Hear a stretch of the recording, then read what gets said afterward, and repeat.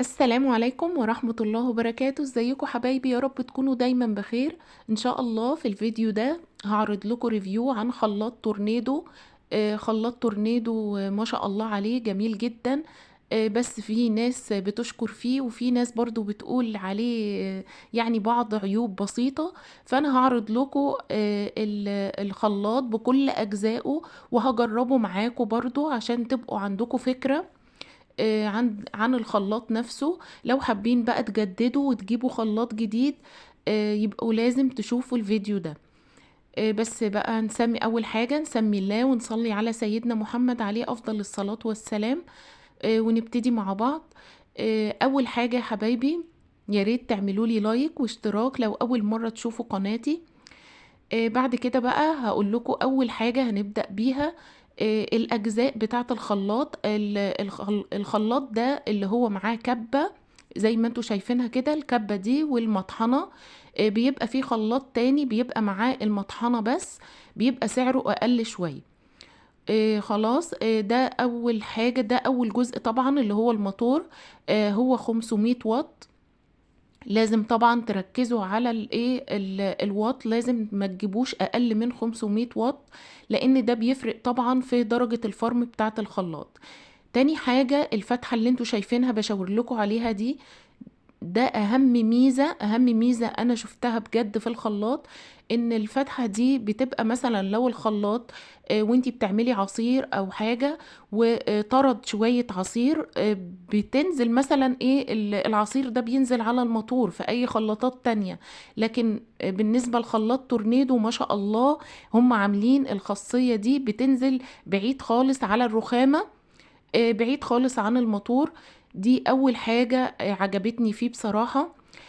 بعد كده السرعات بتاعته طبعا، في سرعتين، سرعة اولى وسرعة تانية. حلوة جدا لو انتي عايزة تعملي حاجة على على مهلك كده على البطيء، بتستخدمي السرعة الاولى. والسرعة التانية برضو الفرم بتاعها ما شاء الله عالي جدا وحلوة قوي. بعد كده الكبة حلوة جدا، بس العيب الوحيد في الكبة ان هي صغيرة جدا، يعني بتاخد بصلاية واحدة بس. يعني ما تزوديش عن كده لانها ما بتضربش اكتر من كده.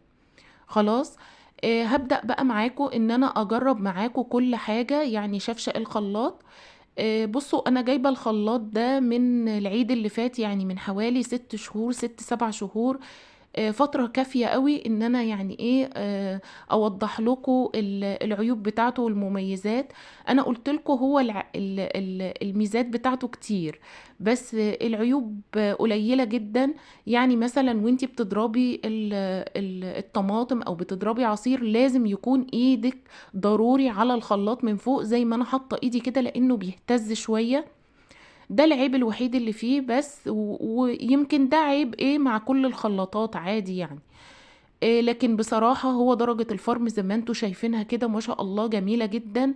و لو عايزين بقى ان انتوا تشغلوه، سهلة قوي سهلة قوي. شفتوا بقى اللي هي حتة البلاستيك الصغيرة اللي في الشفشق دي، بتدخل في القفل بتاع قفل كده عاملينه في الموتور بتلفوه.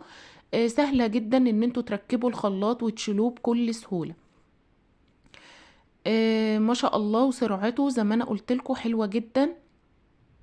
وانا هوريكم تاني المكتوب عليه 500 واط اهي، وضحت اهي، اهي 500، اهي 500 وجنبها تي كده، ده 500 واط. طيب الكبة، زي ما انا قلت لكم هي حلوة جدا وبتفرم حلو، بس عايزة حاجة بسيطة، يعني بصلاية، دقة فلفل، حاجات بسيطة جدا. لكن مثلا بالنسبة للحمة لفراخ لا، ما بتعملش الكلام ده. هي عايزة حاجة بسيطة جدا لأنها كبة صغيرة. فانتوا لو يعني نصيحة، لو هتشتروا الخلاط، يا ريت تشتروا الخلاط اللي هو تورنيدو اللي هو معاه المطحنة بس، وتشتروا كبة. كبة لوحدها. انا كنت عاملة ريفيو عن كبة سكاني، لو حابين ان انتوا تتفرجوا عليها. بجد الكبة دي حلوة ومساحتها اكبر يعني. خلاص، يعني تشتروا الخلاط لوحده والكبة لوحدها يبقى كده افضل. بصوا هي ما شاء الله بتفرم حلو جدا، بس برضو زي ما انا قلت لكم حاجة بسيطة. اهي فرمها معقول جدا وحلو قوي. يعني لو عايزة تعملي بصلاية كده على الماشي، حاجة كده سريعة، يبقى هتنفعك جدا. خلاص.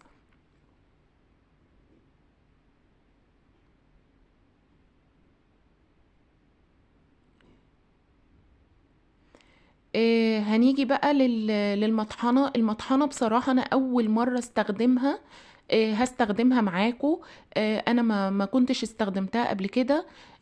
أنا كنت هفرم كزبرة، فقلت بقى أجربها معاكو. هي بنظام لف كده، يعني بتلفوها كأنكم بتلفوا ايه برطمان كده. يعني هي سهلة جدا في الاستخدام. والمطحنة بصراحة جميلة جدا. هوريلكوا درجة الفرم بتاعها دلوقتي، الطحن بتاعها دلوقتي. بصوا بقى، في معلومة عايزة اقولها لكم. بصوا المسمار اللي انا بشاور لكم عليه ده موجود في الكبة وموجود في الخلاط. يا ريت ان انتوا ما تجيبوش عليه اي مية خالص. ده بصراحة انا من يعني خلاطي القديم كان تعبني جدا، فاللي هو بيصلح لي الخلاط قال لي كده، قال لي بعد كده ما تجيبيش ميه على المسمار ده، لانه بيجي عليه وقت وبيصدي. فانتوا لو بتغسلوا الخلاط تنشفوا كويس قوي اللي هو المسمار ده. دي معلومة كده كنت عايزة اقولها لكم. بالنسبة بقى للطحن بتاع المطحنة، بصوا زي ما انتوا شايفين كده ما شاء الله. بتطحن حلو جدا. وبهرتني بصراحة. يعني أنا كنت أول مرة استخدمها، حلوة جدا، ثابتة ما شاء الله على على الموتور. يعني ما هيش محتاجة ان انتي تمسكيها أصلا، لأنها فيها يعني زي فل كده. ده حاكمها أكتر على الموتور. فما شاء الله عجبتني جدا جدا. بصوا الفرم بتاعها المطحنة ما شاء الله. طحنت الكزبرة حلوة جدا. فبجد لو انتوا حابين ان انتوا تشتروا خلاط، يبقى ما تترددوش لحظة ان انتوا تجيبوا خلاط تورنيدو. بجد حلو جدا. انا استغنيت عن خلاطي القديم خالص وجبت خلاط تورنيدو. ما شاء الله هينفعكوا جدا. هو الخلاط سعره بقى، نتكلم عن سعره. هو سعره في وقتها طبعا غير دلوقتي. يعني انا كنت جايباه ب720، اللي هو معاه الكبة 720 بالظبط. لكن دلوقتي انا مش عارفة بصراحة هو وصل كام. انا بقول لكم انا جايباه من 6 شهور كده. بس لو حابين ان انتوا مثلا تدخلوا تعملوا سيرش على على السعر دلوقتي. ان شاء الله يعني لو عرفت السعر دلوقتي هبقى اكتب لكم في اول تعليق مثبت. بس زي ما انا قلت لكم انا كنت جايباه وقتها كان ب720. فما شاء الله هو خلاط حلو جدا.